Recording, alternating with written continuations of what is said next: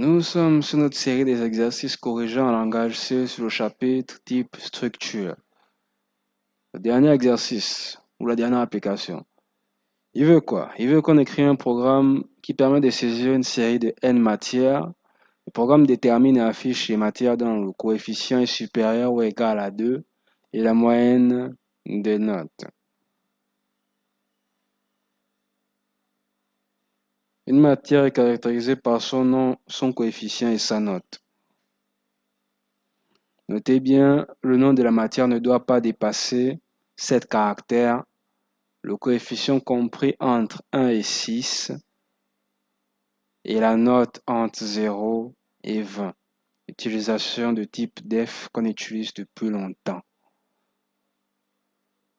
Alors, l'utilisateur va mettre des données dans le programme et le programme va ressortir des résultats.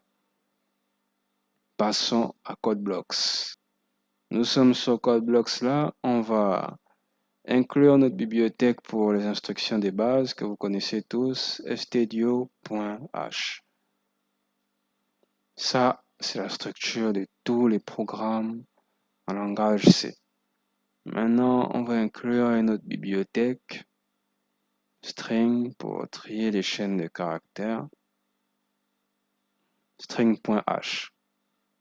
Là, voilà.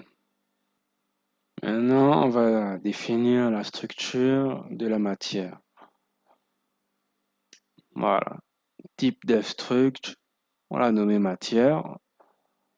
Elle est composée du nom de type char, donc caractère, de taille 8. Non limité à 7 caractères plus un caractère nul. Ouais, parce que c'est comme ça que ça compte. L'ordinateur commence à compter à 0, 1, tac, tac, tac. 8, c'est en trop et c'est comme ça qu'on compte. Nous avons coefficient de type int, donc c'est un nombre entier. Note de type float, donc c'est un nombre réel.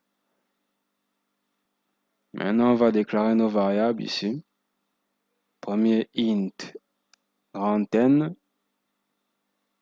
Deuxième, somme note, qu'on a initialisé à 0, et de type float.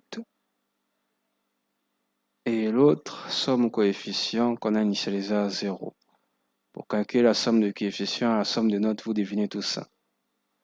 Maintenant, on va permettre à l'utilisateur de saisir le nombre de matières qu'il veut, comme ça. Donc, nous avons printf, donc on affiche entre le nombre de matières, on récupère ça avec le scanf. Puis nous allons déclarer maintenant le tableau pour tableau des matières. On prend donc matière qui est là, notre type de structure là. Et nous prenons une variable matière avec S, crochet N, pour dire la taille d'un tableau, qui sera donc ce que l'utilisateur a rempli. S'il a mis 2 matières, on pourra remplir 2 matières. S'il met 3 matières, on pourra mettre en tout 3 matières. C'est comme ça que ça marche. Maintenant, là, on va permettre la saisie des données des matières par l'utilisateur. On déclare notre boucle for déjà, pour limiter au nombre de matières. Donc, la boucle for est initialisée à 0 et arrête de compter à partir de n. Donc, quand ça arrive à n, i++, c'est pour compter jusqu'à et ça va s'arrêter à n, le nombre de matières que l'utilisateur a rempli juste en haut. Alors là, on va l'afficher, entrer les informations de la matière. Là, on permet la saisie du nom de la matière. Appelez-vous maximum 7 caractères. Donc, on prendra ça. On va afficher ça et scanf va récupérer étoile 7S là, c'est pour dire qu'il doit contenir, son string doit avoir 7. Pas du string de quelqu'un d'autre. Sa chaîne de caractères doit avoir 7 caractères maximum. Et matière, crochet i, point nom, c'est pour dire que c'est le nom de la matière qui est là, qui correspond là. Do while, donc, tant que, la boucle là, ça fait longtemps qu'on a vu ça. Tant que strlen, c'est la fonction strlen, ça sera retourner la taille. Donc, la taille d'une chaîne de caractères. Donc, la taille du nom. Si la taille du nom est supérieure à 7, donc si son nombre de caractères est supérieur à 7, on va lui renvoyer ça. On va dire non max 7 caractères. Non max 7 caractères. On va lui renvoyer ça jusqu'à ce qu'il fasse la bonne chose. Là, c'est pour la saisie du coefficient. Donc, le coefficient est entre 1 et 6. Là, on récupère ça. On va afficher le coefficient entre 1 et 6. Scanf pour récupérer ce que l'utilisateur met. Donc, tant que matière, donc le coefficient de la matière est inférieur à 1 ou, cette barre-là, c'est pour dire ou coefficient est supérieur à 6, on refait ça. Donc, de while, on fait ça, on refait ça, jusqu'à ce qu'il est supérieur. Et ça va passer si c'est dans le cas contraire. Il y a qu'avant, il y a 3 ans, je ne comprenais pas ça. Je prenais le pauvre pour un enfoiré de faire ça. Je ne pouvais pas être plus éloigné de la vérité que maintenant. Donc, nous avons là pour la saisie de la note qui est entre 0 et 20, comme dans la vraie vie. Nous avons le printf pour afficher ça, le scanf pour récupérer ce que l'utilisateur va remplir. Donc, la note liée à la matière. Do while, tant que la note de la matière est inférieure à 0 ou que matière est supérieure à 0, à 20, parce qu'il n'y a pas de 21 sur 20, ça n'existe pas. Pas dans jeuxvideo.com quand j'en suis, je sais pas quoi. Maintenant là, on va calculer la somme pondérée des notes pour la moyenne. D'abord, la somme des notes plus égale, ça veut dire qu'on va ajouter tout le temps. Tout ce qui vient viendra dedans. On va seulement ajouter, plus. Donc, la note de la matière multipliée par le coefficient de la matière. Et on ajoute ça à la note, à la somme des notes. Vous voyez un peu, non?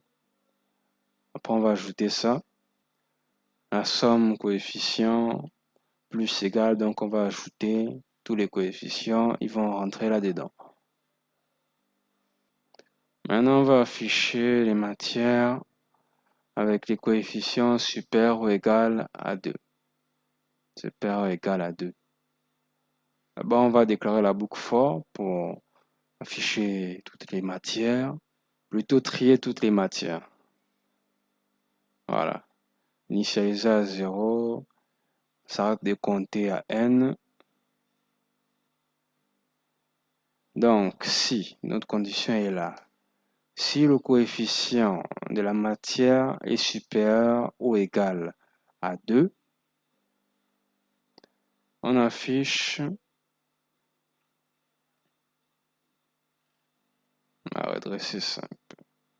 Voilà, on affiche matière, donc le nom de la matière, pourcentage S, c'est une chaîne de caractères, donc string, coefficient, pourcentage D, c'est un nombre entier, note, pourcentage .df, c'est le résultat c'est un résultat en float. Donc ça, on va retourner le coefficient. Waouh. Coefficient et la note. Maintenant là, on va afficher, on va calculer la moyenne et puis on va afficher la moyenne des notes pondérées.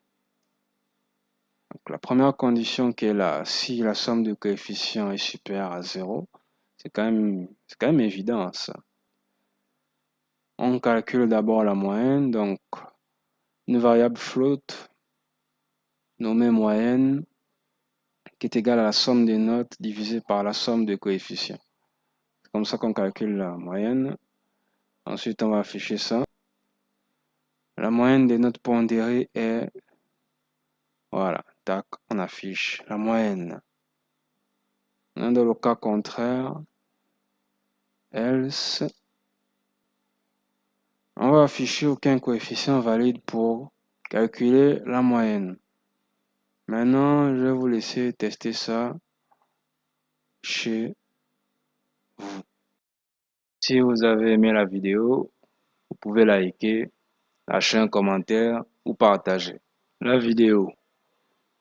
Et n'oubliez jamais ça, Dieu récompense les audacieux.